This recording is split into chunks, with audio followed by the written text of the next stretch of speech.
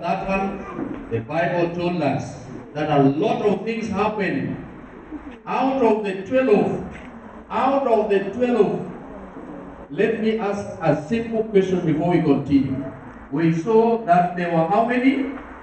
There were 72 disciples. And out of 72 disciples, Jesus selected how many? And the 12 were trained for 3.5 years. And after training them for 3.5 years, they were no longer called disciples, they were called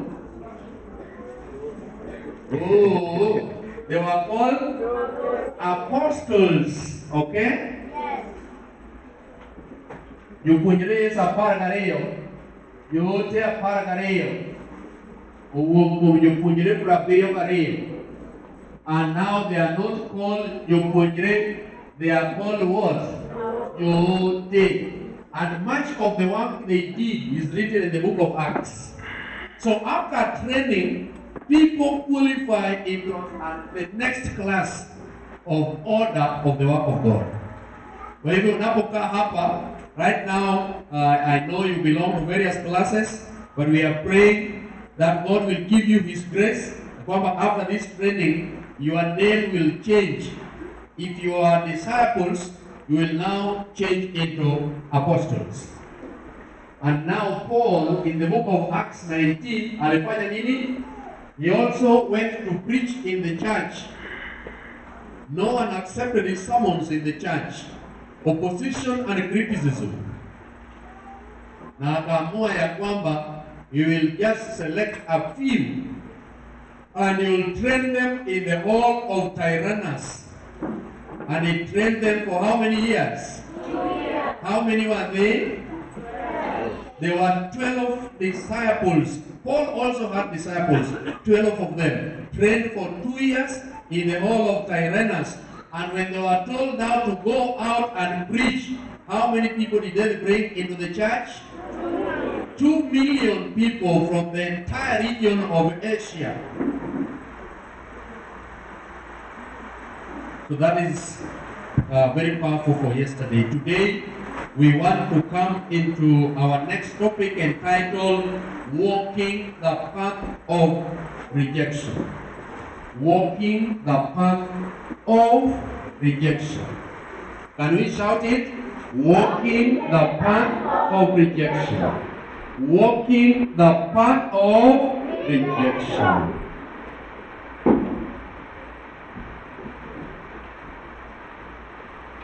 We want to read from the book of Genesis chapter 29 and verse 31. Genesis chapter 29 and the verse is 31. Can you read? We had someone who was gifted in reading. Genesis chapter 29 and verse 31. Is someone there? Can you read it?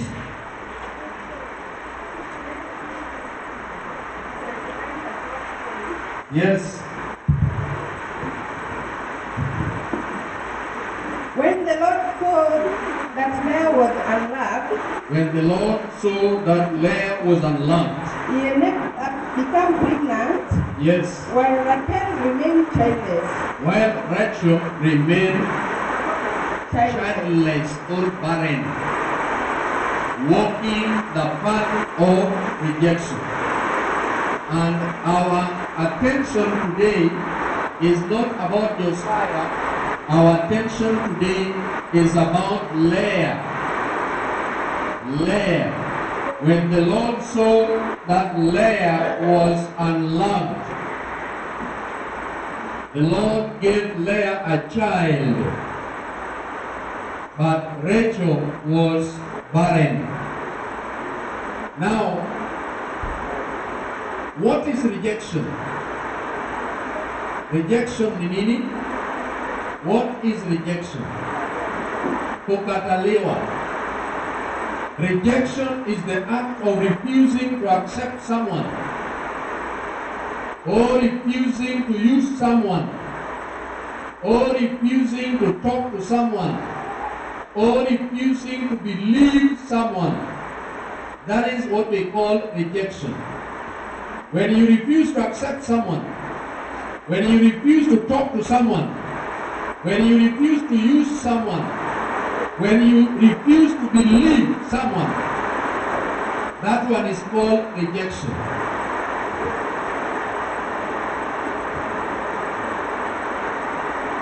All of us at one point of our lives, we will pass through rejection.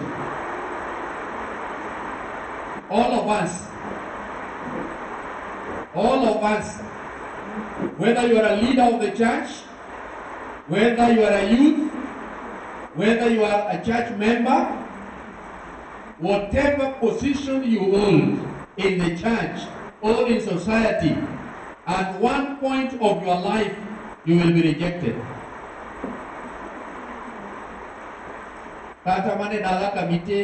Where you are married, at one point of your marriage, you will be rejected. And many of us who are seated here, many of us who are here, may have passed through rejection. And if you have not passed through rejection, rejection is coming along your way. Because there's something all of us must pass through at some point of our lives. There are so many types of rejection. Number one, social rejection. Social rejection.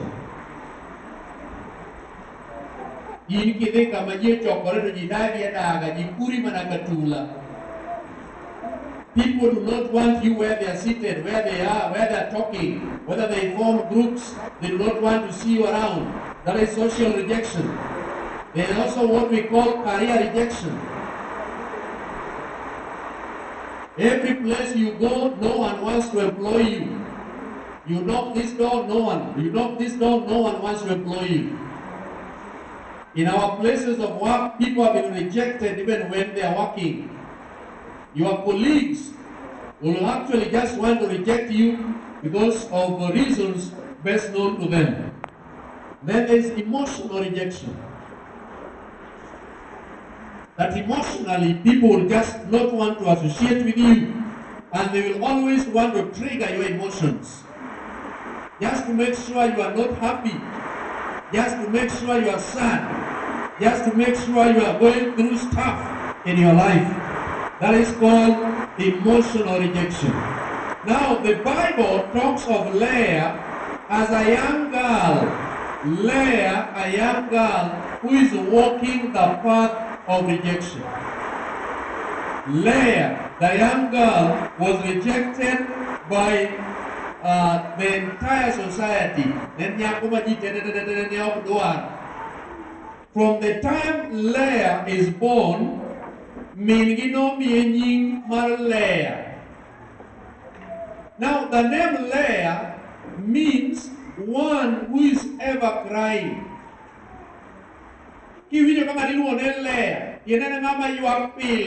One who is ever crying.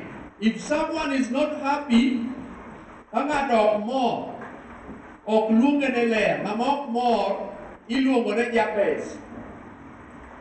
one who is never happy is called Jabez. But one who is ever crying is called Leah. But one who is ever laughing, when you keep on laughing, all the time. People who are ever laughing, Isaac. So Hebrews, they how can you meaning of the name? Immaculate. Immaculate, and make a marmo moti. Mamoru me.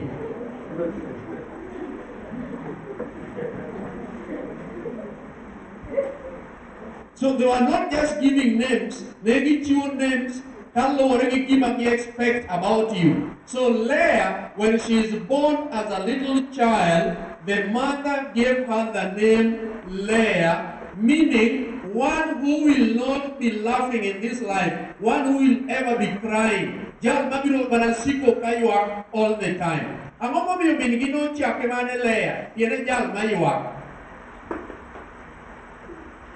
Mingi kano mako ichine, and it is the ladies who know the pain they are going through during pregnancy. Ichie mine mawinjo marach kabisa kagin gi dichuo sande kabisa. Dichuo sande. Mako nyuolo nyathino to ok ochak nyathino no more. Ochake mana ne tabu. Nobody is going to do the tabu. Because mine no kalo angor. Tabu mangay. So they want to remember. They want, when they call the name tabu, they remember. But they still remember that at one point of their life, they were going through hell and horror in this life. So they say tabu. Tabu.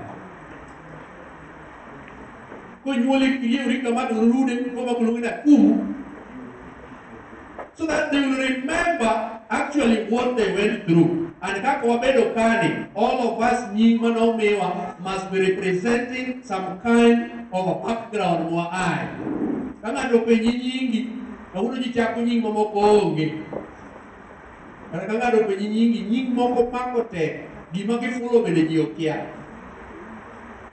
They are white names. So Leah was named Leah, one who is weeping, because she was ever crying. That is found in the Bible. Genesis chapter 29 and verse 17. She was ever crying. According to Rabbi, the teaching of the Bible. You take a look at Rabbi, that is the teaching of the Bible. According to the teaching of the Bible was shown that when Leah was born,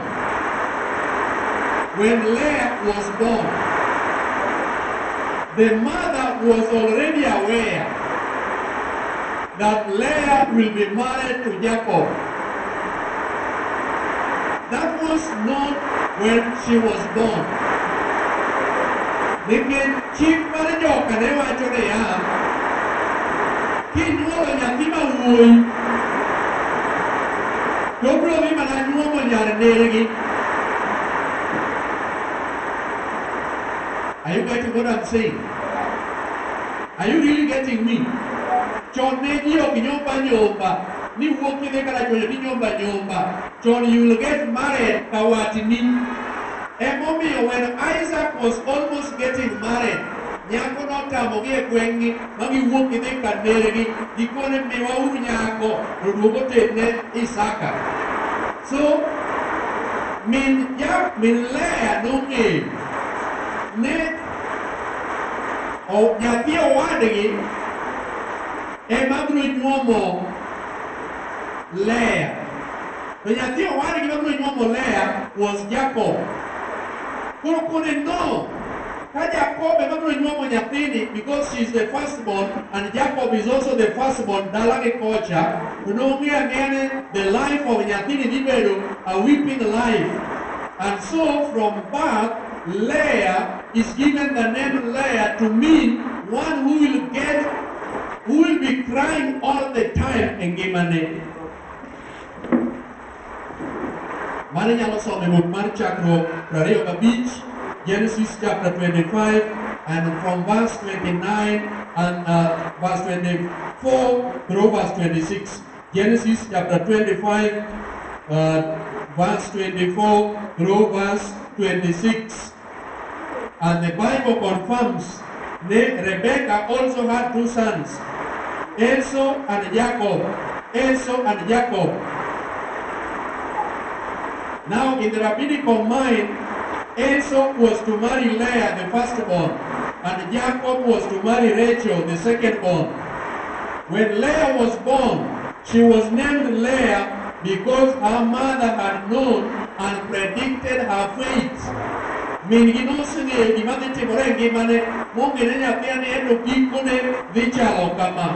so when she is born, she began to walk the path of rejection.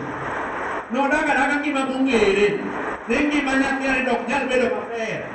Gima nyathiani ok obi konyore, oonge gi future when she is born. This is a lady who was growing young kapod otin, but onge nyako mane tugo kode. Because en nosiko koywak aywaka. Koro nyiri wetene konene, onge kama ne tuo kode. She was ever weeping. This is a lady that when it comes to the time of marriage, kakoro en nyako maduong' ma inyalo wuogo, nyako maduong' ma chuo nyalo wuoyogo. No man wanted to talk to her because she was ever weeping. And you remember, the Bible is saying, when it came to a time of marriage, Leah no yuak ne babagi. Leah was crying again. O yuak ne babagi, Baba. Now you can see my younger sister is getting married to Jacob and I am remaining here again. You remember the story? O yuak ne babagi kabisa. What did that do? Baba Ginoti Manamo? Can someone try to answer that one? Baba Ginoti Manamo? Kano yuak mangin kamano? King, yes? Right. Everyone have a Saudi?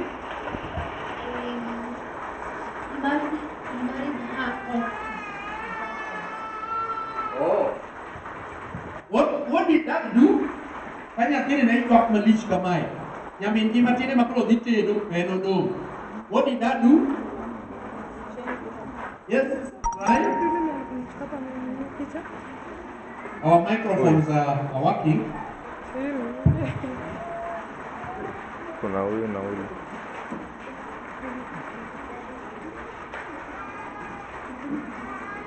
Yes?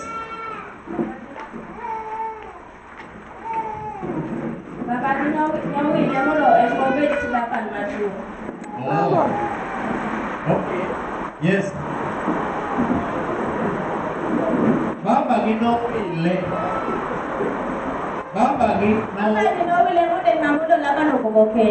Oh. That one is very clear. And all of us understand that one. Angoma no mi baba gio ile. Mono beri chi laban maduo. Chi Jacobo maduo. Baba gino ile ni kisno no ni ele na koma duo.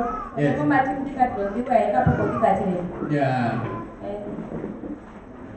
Biasanya kanyako matin di kadeno kanyako maduong pokode.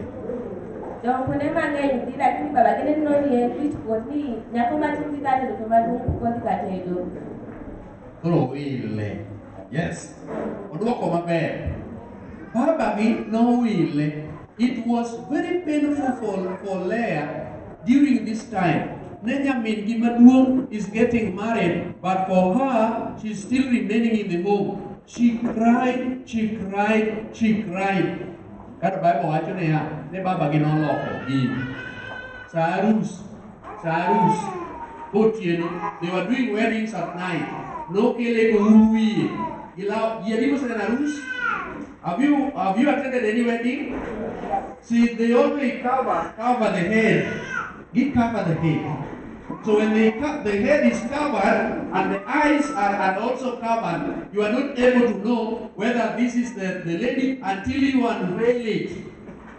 Kore sama no tireja, Yakobo no gemane. Oh, my recho mana sumi lo karito igini aperio katioka.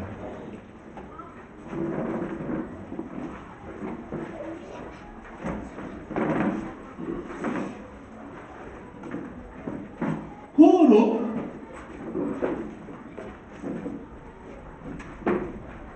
ka Jakobo chiwo gokinyi, ang'o mano yudo ka oninde bathe?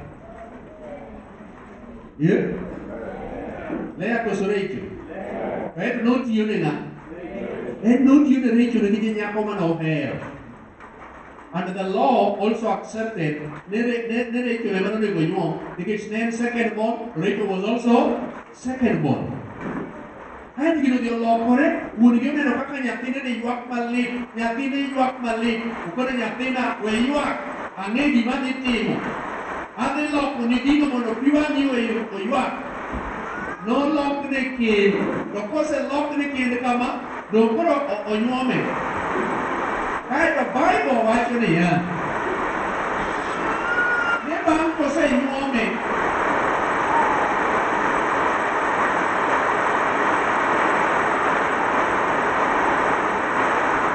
There's a lot of blessings today.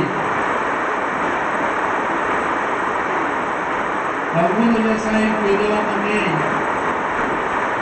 No lo vamos a cuidar this week.